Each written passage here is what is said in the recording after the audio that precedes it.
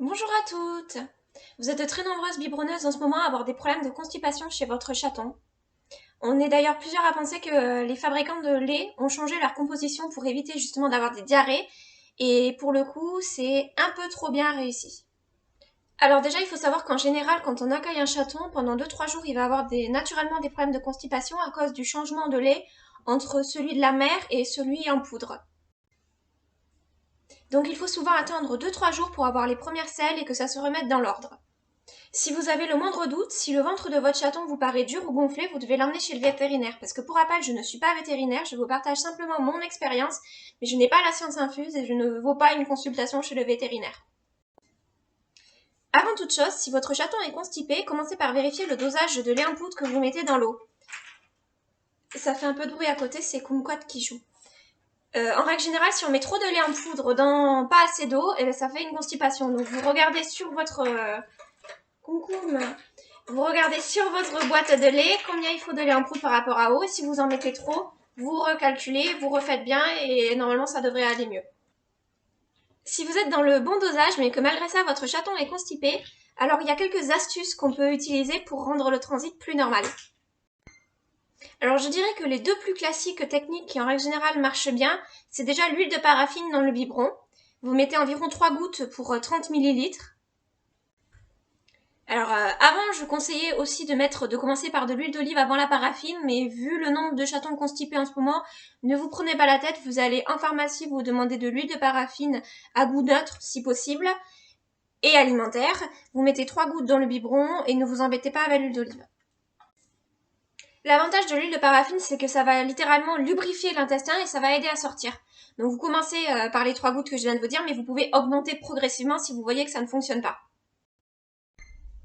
Et en plus de la paraffine, vous pouvez aller dans une grande surface acheter de l'eau de la marque Epar. C'est une eau qui va naturellement réguler le transit et en règle générale, ça suffit à contrer la constipation. Si vous voyez que les techniques suffisent et que ça revient normal, vous arrêtez la paraffine et l'Epar pour justement éviter de donner une diarrhée, ce qui serait contre-productif. Alors les astuces que je vais vous donner maintenant, c'est si tout ça n'a pas fonctionné, pendant 2-3 jours il n'y a pas de sel et ça vous inquiète. Alors si le ventre est gonflé, toujours vous filez chez le vétérinaire, mais sinon vous pouvez procéder à un petit lavement fait maison. Alors je sais que dit comme ça paraît barbare et douloureux pour le chaton, mais c'est une technique que le vétérinaire m'a montré et qu'on est beaucoup à utiliser. Ça ne fait pas mal au chaton, c'est pas agréable pour lui, mais ça peut le soulager. Alors pour commencer, avant d'utiliser des produits un peu plus agressifs, vous allez utiliser de l'eau tiède. Moi je vous conseille d'aller en pharmacie chercher comme ça des petites seringues d'1 millilitre. Elles ont l'embout qui est très fin et lubrifié, une fois lubrifié, ça ne fera pas mal au chaton. Donc vous prenez de l'eau tiède, vous remplissez votre seringue, vous lubrifiez l'embout et vous injectez ça par l'anus du chaton. Vous pouvez faire ça matin, midi et soir parce que c'est de l'eau tiède, ça ne risque rien. En complément, vous pouvez aussi injecter un peu de paraffine liquide. Ça aide à lubrifier, ça peut l'aider à faire. Donc normalement, avec de l'eau tiède, ça devrait largement suffire à ramollir les selles et à évacuer. Par contre, si ça ne suffit pas, il va falloir utiliser quelque chose d'un peu plus agressif pour l'intestin du chaton. Par contre, comme je viens de vous le dire, cette méthode, elle peut irriter le côlon, donc vous ne le faites pas plus d'une fois tous les 2 jours.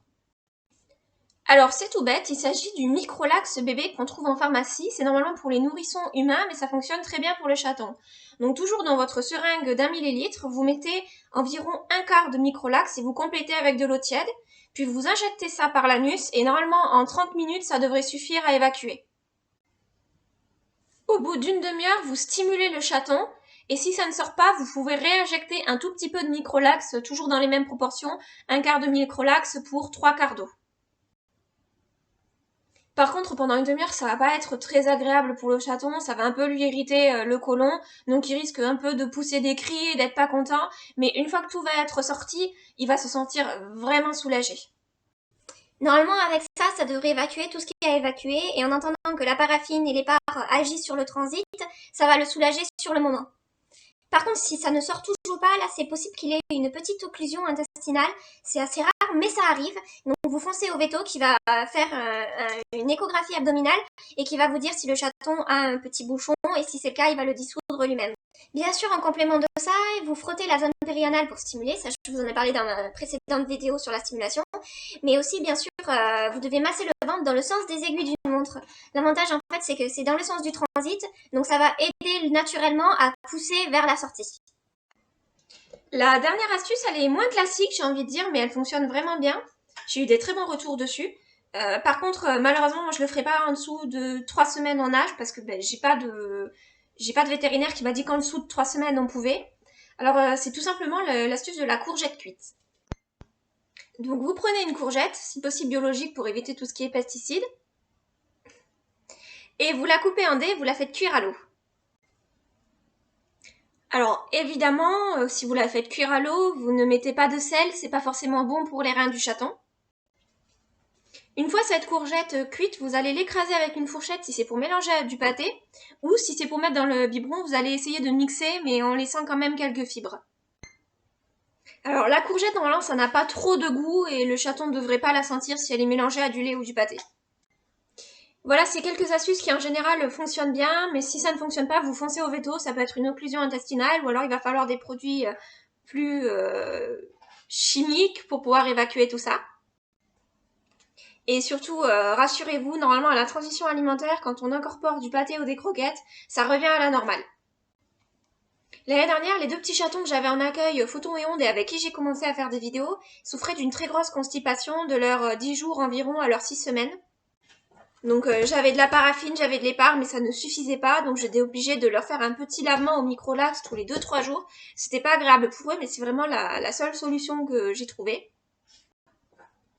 Et heureusement, à leurs 6 semaines, bon, ils ont été un peu tardifs, quand ils ont commencé à manger du pâté, bah, ça s'est remis dans l'ordre en quelques jours. Donc voilà, faut pas paniquer, ça finit toujours par rentrer dans l'ordre, et sinon le vétérinaire, il a ce qu'il faut pour, si c'est un peu plus fort comme constipation, pour tout faire rentrer à la normale. J'espère que cette vidéo va vous être utile. Avec Kumquat et Petit Yang, on vous fait des gros bisous et on vous dit à la prochaine. Tu dis à la prochaine? C'est mon petit miracle.